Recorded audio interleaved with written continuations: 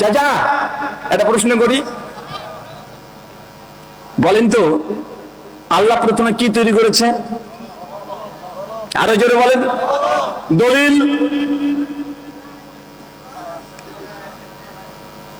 দেখেন অনেকে অনেক রকমের বলে, কে বলে কলম, কে বলে নবীর নূর, বলে না? অনেকে অনেক রকমের বলে। আসলে দলিল কোনটার আছে? মানুষ দাবি তো অনেক কিছুই করতে পারে। জি, সহিহুল বুখারী হাদিস নাম্বার 3191, উবাদা বিন সামিত থেকে হাদিস বর্ণনা। আল্লাহ বলছে আউয়ালু মা খালাকাল কালাম, আল্লাহ সর্বপ্রথম তৈরি করেছে কি? কলম। আচ্ছা, কলমকে আল্লাহ তৈরি করেছে, তো যখন কলমকে আল্লাহ তৈরি করলেন তারপরে আল্লাহ কি বললেন? যে তুমি লিখতে থাকো। কলম লিখতে থাকলো। সেই সময় আল্লাহর আরশ কোথায় ছিল? আল্লাহর মাই পানির উপরে। তাহলে কোনটা আগে হলো? কোনটা আগে হয়েছে?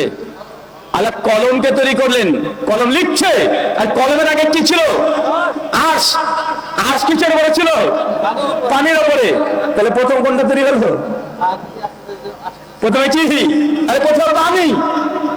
আরে কলমকে আল্লাহ তৈরি করেছে লেখার জন্য, সৃষ্টির এই দিক থেকে যে তার আগে আল্লাহর আরশ প্রেজেন্ট আছে, আর তার আগে পানির উপরে আরশ আছে। এই জন্য ইমাম ইবনে তাইমিয়া, ইমাম ইবনে কাইয়্যিম সহ ইমাম তাহাবী আকাইদে তাহাবীর মধ্যে আলোচনা করছেন ইমাম ইজাল হানাফি রাহিমাহুল্লাহ। তিনি এই মাসালার যখন আলোচনা করতে গিয়ে বলছেন যে আমরা অনেকে মনে করি যে আল্লাহ প্রথমে কলম তৈরি করেছে, কেউ বলে নবী নূর তৈরি করেছে, কেউ বলে কলম তৈরি করেছে, কেউ বলে আরশ তৈরি করেছে প্রথম। কিন্তু আসল যেটা তৈরি হয়েছে সেটা হচ্ছে পানি, যেটা সহিহ বুখারীর 3191 নম্বর হাদিসে মজুদ আছে। তার মানে চাচা আমাদের মধ্যে ভুল ধারণা আছে না নাই? চাচা শুধু এই ভুল ধারণা নাই, অনেক রকমের ভুল ধারণা আছে। আচ্ছা, আপনাদের এলাকায় ক্ষেত খামারে গরু চড়ে? গরু, ওই যে হিন্দু রাজাকে মা বলে, ওই গরু চড়ে না? আচ্ছা, গরু যখন চড়ে একটা গাভী, মানে যে দুধ দেয়, হঠাৎ দেখবেন একটা সাপ এসে গরু দুধ খেয়ে পালিয়ে যায়, ওই সাপটার নাম কি বলেন আপনারা? কি নাম? দুধরাজ। বাবা রে বাবা, দুধরাজ কেন হয় ওটার নাম? ও দুধ খায় কারণের জন্য দুধরাজ। আচ্ছা, যারা মাধ্যমিক মানে ম্যাট্রিক পরীক্ষা দিয়েছেন তাদের একটা প্রশ্ন, আচ্ছা সাপ কি দুধ খায়? সাপ কি দুধ খেতে পারে? আরে সাপ দুধ খেতে পারে না। আর সাপকে যদি জোর করে দুধ খাওয়াই দেন, ও 7 থেকে 8 ঘন্টা জীবিত থাকবে, তারপর চিৎপটা হয়ে মরে পড়ে থাকবে। কেন? তার সাপ দুধকে হজম করতে পারে না। দুধকে হজম করার জন্য শরীরে যে এনজাইম দরকার, যে পরিপাকতন্ত্রের দরকার সাপের শরীরে নাই, তাই জোর করে খাওয়ালেও সাপ বেঁচে থাকতে পারবে না। কিন্তু চাচা তাহলে কে দুধ খায়? মানুষ যে বলে দুধ খায়, আপনি কোনো দেখেছেন সাপকে দুধ খেতে? আরে খেতে পারে না। এখনকার যুগ আর ওরকম নাই যে ধুলিবালি দিয়ে চোখে বক্ত দিয়ে চলে যাবো। যমক বুজুর্গ 3 মাসের রাস্তা 3 দিয়ে পাড়ি দিয়ে চলে গেল, গল্প করতে চলে গেলাম, আর মানুষ বলে সুবহানাল্লাহ। ও যুগ আর নাই। এই দেখেন এখন আছে মোবাইল। এখন ছেলেরা যদি পরীক্ষা করতে চায়, এখন গুগলে লিখতে শুরু করেছে, লিখছে, মানে এখন গুগলকে জিজ্ঞাসা করবে যে সাপ কি দুধ খায়, তাহলে গুগল হাফেজাহুল্লাহ উত্তর দেবে কি দেবে না? আর ওই সরাসরি উত্তর দিয়ে দিবে। আরে গুগল তো ওই ভার্সন। আর এখন চ্যাট জিপিটি চলে এসেছে, এআই। এখন চ্যাট জিপিটিকে ডাইরেক্ট দিয়ে বলে দেয়, মামু বলো তো সাপ কি দুধ খায়? বিজ্ঞানসম্মত উত্তর দাও। চ্যাট জিপিটি দামাত বারকা তোমার আলিয়া, ওর সঙ্গে সে অ্যান্সার করবে সাপ দুধ খেতে পারে না। এখন যুগ আর ওই যুগ না। কিন্তু এখন চাচা তাহলে সমাজে যে বলে সাপ দুধ খায়, আপনি তো জ্ঞান সহ আমাদের ইন্ডিয়াতে কয়েক বছর আগে ভারতের উত্তর প্রদেশে একটা জায়গা আছে নাগ মাতা মন্দির। কেন? কারণ হিন্দু দাদারা সাপকে দেবতা মনে করে, নাগ মাতা বলে পুজো করে। ওই যে মনসা আছে না, মনসা পূজা বেহুলা লক্ষিন্দর আপনার নাটক সিরিয়ালেও দেখেছেন। ওই যে সাপের দেবী হচ্ছে মনসা। শিবের দেখবেন গলাতে সাপ জড়িয়ে আছে, নাগ মাতা তারা পুজো করে। আর ওই মন্দিরে প্রতিদিন লাখ লাখ কেজি দুধ হিন্দু ভক্তরা সে ঢেলে দিয়ে যায়। তো ইন্ডিয়ান কিছু বিজ্ঞান মানুষকে কিছু হিন্দু ব্যক্তিরা আছে, ওরা তখন চিন্তা করে দেখছে আরে বিজ্ঞানে আমরা পড়েছি সাপ দুধ খায় না, কিন্তু দুধ ঢেলে যায় কোথায়? প্রতিদিন হাজার হাজার কেজি দুধ যায় কোথায়? ওরা তখন তদন্ত করতে শুরু করেছে। তদন্ত করে মন্দিরকে যখন পরীক্ষা করছে, তখন দেখছে যে ওই যেইখানে শিবলিঙ্গের উপরে দুধ ঢালে, ওই নিচ দিয়ে একটা পাইপ তৈরি করে দিয়ে মন্দিরের পেছন দিয়ে বের করে দিয়ে এই পেছন দিক থেকে বড় ড্রাম লোড হচ্ছে। আর ট্রাকে চলে যায়, ট্রাকওয়ালা নিয়ে চলে যায়, আবার মন্দিরের সামনে দোকান আছে ওইখানে বিক্রি করে, আবার ভক্তরা কিনে মন্দিরে যায়, আবার চলে যায়, বারবার গোল গোল ঘুরে বেড়ায়। এক দুধ 100 বার বিক্রি হয়। শুধু কি আপনি ইন্দুরা করে বলে খুব হয়েছে দেবেন নাকি? আর আপনার মাজারে এসিনটাই হয়, ওই এক চাদর প্রতিবার বিক্রি হয়। এই চাদর দেয় আবার যায়, আবার দেয় আবার যায়, চাদরের মোমবাতি 1,00,000 বার বিক্রি হয়। হয় কি হয় না কথা বলেন? আরে সেম সেম জিনিস। আমাদের ভারতবর্ষের যিনি জওহরলাল নেহরু একটা বই লিখেছেন, দ্য ডিসকভারি অফ ইন্ডিয়া, এগোটা উর্দুতে অনুবাদ করা হয়ে গেছে। উনি গোটা ভারত ভূমিকে ঘুরে তিনি বলছেন, মেরা নজদিক হিন্দু আর মুসলমান কি নজদিক কোনো ফার্ক নেই হ্যায়। বলছে আমার নিকটে হিন্দু আর মুসলমান মধ্যে কোনো পার্থক্য নাই, দেশ ভাগ করলি কে? আর দুজনকে তো সেমি দেখি। আরে আমরা দুর্গা পূজা করি, তোরা দরগাতে করিস, আরে একই তো বাবা। আর দুর্গা একটা নারী মা, দরগা আছে বাপ, পার্থক্য কোথায় রে ভাই? আরে ওরাও যখন আছে, ওরা দুর্গা মন্ডপের কাছে গিয়ে মন্ত্র পাঠ করবে, ইয়া দেবী সর্বভূতেষু মাতৃরূপেষু সংস্থিতাঃ নমস্তাস্যৈ নমস্তাস্যৈ নমস্তাস্যৈ নমো নমঃ। মন্ত্র পাঠ শেষ হয়ে যাবে, হাতে দেবেন প্রসাদ চলে আসে, আসে কি আসে না? আপনি দরগাতে চলে যাবেন, ইয়া নবী সালাম আলাইকা, শেষ হওয়ার পর আপনার হাত এখন তবারক চলে যেতে আছে না নাই? তো পার্থক্য কোথায়? এটা উনার প্রশ্ন, পার্থক্য কোথায়? মেরে নজদিক হিন্দু আর মুসলমান কি बीच में कोई फर्क नहीं है, কোনো পার্থক্য নাই। সম্মানিত সুধী, আপনার কষ্ট দিতে চাই না, সাপ চাচা দুধ খায় না, কিন্তু কাকে দুধ দিচ্ছে চিন্তা করেছেন? লাখ লাখ বছর ধরে হিন্দু ধর্ম, তারপরে মনে করেন সাপ দুধ খায় ভক্তিতে। ওরা বলে যে ভক্তির মধ্যে ঈশ্বরকে পাওয়া যায়, তুই যেইভাবে খোদাকে ডাকবে সেইভাবে পেয়ে যাবে। আরে ভাই, এটা যেইভাবে খোদাকে ডাকবে সেই খোদাকে পাওয়া যায় না। খোদাকে পাওয়ার জন্য একটা মাধ্যম আছে। কি আছে? আরে মাধ্যম আছে, যে কোরআনের মাধ্যমে, নবীর মাধ্যমে আল্লাহ দেখিয়ে দিয়েছে। অন্য কোন পথ যদি গ্রহণ করেন, সেই মাধ্যমে আল্লাহকে দেখা যায় না। আমার বাড়ির পাশে একটা মন্দির আছে, তো এই মন্দিরে কালী পুজো করা হয়। তো মন্দিরের পণ্ডিত যিনি আছেন তিনি বলেন যে এই মা কালী হচ্ছে জাগ্রত দেবী। জাগ্রত দেবী মানে মাঝে কালী পূজা গিয়ে হেঁটে হেঁটে ঘুরে বেড়ায়। তা আমারও সব যখন জাগ্রত একটা দেবী দেখবো, আমার বাড়িতে খুব বেশি না, ওই সর্বোচ্চ 11-12 কিলোমিটার হবে। তা আমি একদিন মন্দিরে গেলাম, গিয়ে আমি খুঁজি কই কেউ হাঁটে না। তো একজন পণ্ডিতকে জিজ্ঞাসা করলাম যে পণ্ডিত, জাগ্রত দেবী কখন জাগে? বলছে অমাবস্যা রাত্রিতে, ওই দিন জাগবে। অমাবস্যার রাত্রি যখন অনেক বড় ধুমধাম করে অনুষ্ঠান হয়, গিয়েছি, মা তো জাগে না। আমি পরবর্তী সময়তে ফ্রি টাইম একবার গিয়েছিলাম, গিয়ে বলছিলাম যে পণ্ডিতজি, আপনি কি ভগবানকে দেখেছেন? বলছে কেন দেখবো না, দেখেছি তো। আরে ভগবানকে দেখেছি। আমি তখন বললাম যে দেখেন, আমাদের সমাজে প্রচলিত আছে কি, বলছে আমাদের ইমাম তিনি আল্লাহকে 99 বার দেখেছেন। বলে কি বলে না? ফাজেল আমল, ফাজেল সলাতের 67 নম্বর পৃষ্ঠা, পাকিস্তান করাচি থেকে ছাপা। ইমাম আবু হানিফার মাকাম বর্ণনা করতে গিয়ে বলছেন যে ইমাম আজম আবু হানিফা রাহিমাহুল্লাহ 99 বার আল্লাহকে দেখেছে। আর যারা শাফি মাযহাব মানে ওর আবার কম না, ওর আবার আরো ডবল উস্তাদ। ওরা আবার বলছে তোমার ইমাম 99 বার, আরে আমার ইমাম শাফি উনি আল্লাহকে 100 বার দেখেছে। আর যারা সুফিবাদ বিশ্বাসী তারা আবার 10 ডবল আগে। একটা বই আছে, বাংলাদেশে পেয়ে যাবেন, বইটার নাম তাজকিরাতুল আউলিয়া। একটা বই আছে না, বাংলাদেশ চট্টগ্রাম মোহাম্মদী কুতুবখানা থেকে বাংলাতে অনুবাদ করেছে। বইটার প্রথম খণ্ড 212 নম্বর পৃষ্ঠা একটা অধ্যায় রচনা করেছে বাইজিদ বুস্তামি মিরাজ। বলছে বাইজিদ বুস্তামি আল্লাহর এমন ওলি ছিল, তিনি 1 বার 2 বার নয়, 1001 বার আল্লাহর সঙ্গে দিদার করেছে। এখন আমার চাচা সাদা মানে কাদা নাই। কে বলছে 99 বার, কে বলছে 100 বার, কে বলছে 1001 বার। আমার প্রশ্ন, আল্লাহকে কি দেখতে পাবেন এই দুনিয়াতে? এই দুনিয়ার চোখ দিয়ে আল্লাহকে দেখা সম্ভব? আরে আমি আপনি আর কেমন মানুষ গো? নবী মুসা এত বড় নবী, যে নবীর যখন রূহটাকে কবজ করতে এসেছিল, বুখারীর 1385 নম্বর হাদিস, মালিকুল মউত আজরাইল ফেরেশতা যখন ঘরে ঢুকে পড়েছে রূহটাকে কবজ করতে, মুসা নবী এমন রেগে গিয়ে এক থাপ্পড় মেরেছে গালের উপরে, ও চোখ বেরিয়ে গোল গোল করে ঘুরতে শুরু করেছে। কোন নবী? মুসা নবী। কাকে? ফেরেশতাকে। ফেরেশতা মালিকুল মউত চোরের থাপ্পড় খেয়ে অন্ধ হয়ে গেছে। ছুটে গিয়ে বলছে, আল্লাহ কার রূহ কবজ করতে পাঠিয়েছো? আর দেখাও সারা, মারাও সারা।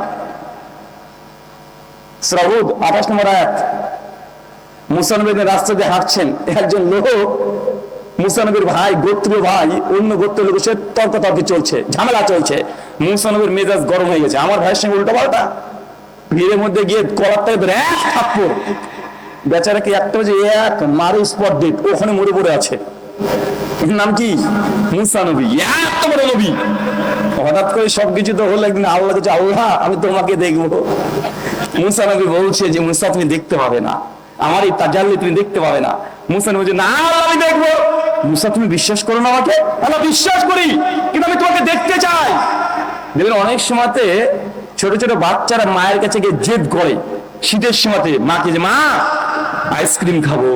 মা যে না বাবা আইসক্রিম খেতে হবে না, ঠান্ডা লেগে যাবে। বলছে না মা আইসক্রিম খাবো। ঠান্ডার সময় আইসক্রিম খেতে হয় না বাবা, আর আইসক্রিম খেলে তো ঠান্ডা লেগে যাবে, শীতকাল এখন। বলছে মা আমি সোয়েটার পরে খাবো। এখন মা যে ঠান্ডার কথা বলেছে, দেখা সে ঠান্ডার কথা বুঝেছে? মানে বুঝানি তো। মুসা নবী আল্লাহকে দেখার করে শখ উঠেছে। আল্লাহ হচ্ছে মুসা তুমি দেখতে পাবে না, লান তারানি, কখনো এই দিব্য চোখ দিয়ে তোমাকে দেখতে পাবে না। সূরা আরাফ সূরা নম্বর 7 আয়াত নম্বর 43, লান তারানি, তুমি কখনো এই চোখ দিয়ে আমাকে দেখতে পাবে না। যখন জেদ থামে না, আল্লাহ বলছে যাও, তুমি যখন এতই বলছো, কিছুদিন পর ওই তুর পাহাড়ের অমুক জায়গাতে আসবে, তোমাকে একবার দেখা দিয়ে দিব। আমি না হয় নূরের তাজাল্লি দেখাবে আল্লাহ। কিছুদিন পর মুসা নবী তো খুশি মেজাজে চলে গেছে, আল্লাহকে দেখবে। যখন আল্লাহ সুবহানাহু ওয়া তাআলা ওই তুর পাহাড়ের উল্টো দিক থেকে, গাছের মধ্যে থেকে নূরের তাজাল্লি যখন প্রকাশ করেছে, মুসা নবী উল্টে পড়ে গেছে। আরে মুসা নবী, নবী হওয়ার পরে যিনি আল্লাহকে সরাসরি দেখতে পাচ্ছে না, অজ্ঞান হয়ে পড়ে যায়। আর বাংলা পীর নাকি ও আল্লাহকে দেখে। এখন বলেন কোনটা বিশ্বাস করবো? চাচা আরে মুসার মতো নবী দেখতে পাই না। আরে সাধারণ কোথাকার কেউ দাবি করে আমি আল্লাহকে দেখেছি, একবার দুইবার 100 বার 1 কোটি বার বলে, কি বলে না? আমি তখন ওই ঠাকুরকে বলেছিলাম, ঠাকুর সাহেব আমাদের কোরআনে লেখা আছে লান তারানি, আল্লাহকে চোখ দিয়ে দেখা যাবে না। যখন আপনি জান্নাতে প্রবেশ করবেন, জান্নাতে সহিহ বুখারী 124 নম্বর হাদিস, আল্লাহ নবী বলেছেন জান্নাতে চোখ দিয়ে তুমি আল্লাহকে দেখতে পাবে, এই দুনিয়ার চোখ দিয়ে তুমি আল্লাহকে দেখা সম্ভব না। কিন্তু আমরা দেখার দাবি করি কি করি না? একই কথা লেখা আছে হিন্দুদের ধর্মগ্রন্থ কেন ও পরিষদ অধ্যায় 1 শ্লোক নম্বর 5 আর 6, একদম ব্রহ্মাজি তিনি বলছেন ঈশ্বরকে দেখা যায় কি যায় না। মন্ত্রপাঠ করবো? মন্ত্র বলছে দেখেন, এন্না মানসেনা মানতে হুনা মাহুরমাতাম তাদেব ব্রহ্মাত্মাম বিদ্দিনে দাঙ্গে দিতাম উপাসতে এনা চক্ষত পশ্যতি এনা চক্ষত শিপাশ্যতি তাদেব ব্রহ্মাত্মাম বিদ্দিনে দাঙ্গে দিতাম উপাসতে। শোনো, যে ব্যক্তি বলে আমি মহান ঈশ্বরকে এই চোখ দ্বারা, এনা চক্ষত পশ্যতি, এই চক্ষু দ্বারা পরিদর্শন করেছি, সে মূলত সত্যিকার ঈশ্বরকে দেখে নাই। কারণ যিনি সত্য ঈশ্বর হবেন তাদেব ব্রহ্মাত্মাম বিদ্দিনে দান এদিকে উপাসতে, তাকে চোখ দিয়ে দেখা সম্ভব নয়। আল্লাহকে দেখতে পাবেন? কোন ঠাকুর যদি বলে আমি দেখেছি, আর কোন মৌলবীও যদি বলে আমি দেখেছি, দুজনই নির্ভেজাল মিথ্যুক। সহিহ বুখারী কিতাবুত তাওহীদ হাদিস 7380, আম্মা জান আয়েশার ফতোয়া, এটা আমার ফতোয়া নয়। তিনি বলছেন ওমান হাদাসাকা আন্না মুহাম্মদ সাল্লাল্লাহু আলাইহি সাল্লাম রাই রাব্বাহু ফাকাদ কাযাব, যে ব্যক্তি বলে স্বয়ং আল্লাহ নবীও মিরাজের রাত্রিতে আল্লাহকে স্বচক্ষে দেখেছে, সেই 1 নাম্বার মিথ্যুক। আমার নবীও সরাসরি আল্লাহকে দেখে নাই, মাঝখানে পর্দা ছিল। আর তোমার বিষয়ে ডাইরেক্ট দেখে নিল। নবীর চাইতে পীরের মর্যাদা তোমার বেশি। একটা গল্প বলি, একটা গল্প, যদি এটা বাস্তবতার সঙ্গে কোনো মিল নেই, তবে অনেক ক্ষেত্রে এটা মিলে যায় ঘটনা। একজন দাবি করছে যে আল্লাহকে দেখা যায়, তো মানুষ তখন আল্লাহকে দেখা যায়, মানুষ অবাক যে আল্লাহকে দেখা যায়। আচ্ছা ঠিক আছে, দলে দলে মানুষ আসে, এসে আল্লাহকে দেখার জন্য আকাঙ্ক্ষা করে বসে থাকে।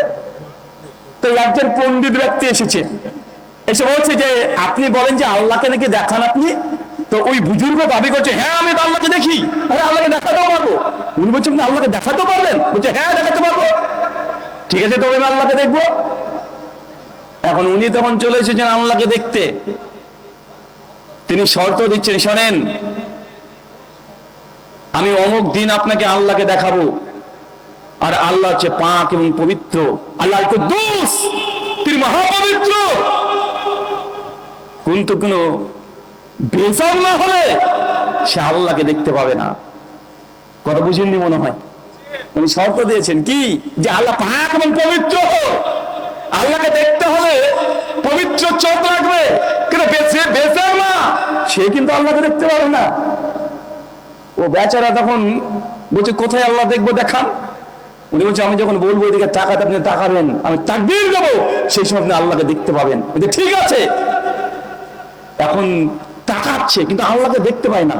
আর বুঝুন কই দেখেছেন, ও বেচার কিছু বলতে পারে না, কারণ মানুষ অনেক।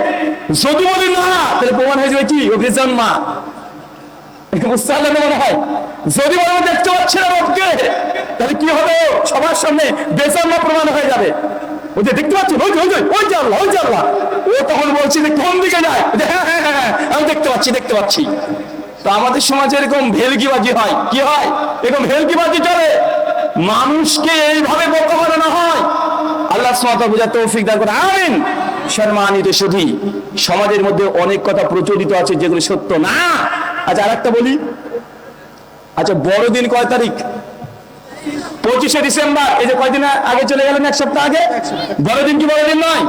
সবাই তো বড়দিন বলে, তাই না? আচ্ছা চাচা, শীতকালে দিন ছোট হয় না বড় হয়? দিন ছোট হয়। আর রাত কি হয়? রাত বড় হয়। তাহলে ডিসেম্বর মাস শীতকাল ছিল না গরমকাল ছিল? শীতকাল। তো দিন ছোট হবে না বড় হবে? তো 25শে ডিসেম্বর দিন ছোট, বাঙালি বলছে বড়দিন। আর চোখে দেখছেন আপনি দিন ছোট, এক সপ্তাহ আগে গেল। আর গরমের সময় দিন বড় হয় আর রাত হয় ছোট্ট। 3টের দিকে ফজর শুরু হয়ে যায় আর রাত্রি 7টার দিকে আবার মাগরিব হয়ে যায়, কারণ দিন হচ্ছে বড় আর রাত হয় ছোট। তো শীতকালে কি হয়? উল্টো হয় কি হয় না? আচ্ছা আর একটা প্রশ্ন করি, দেখি প্রশ্ন উত্তরই চলবে আপনাদের।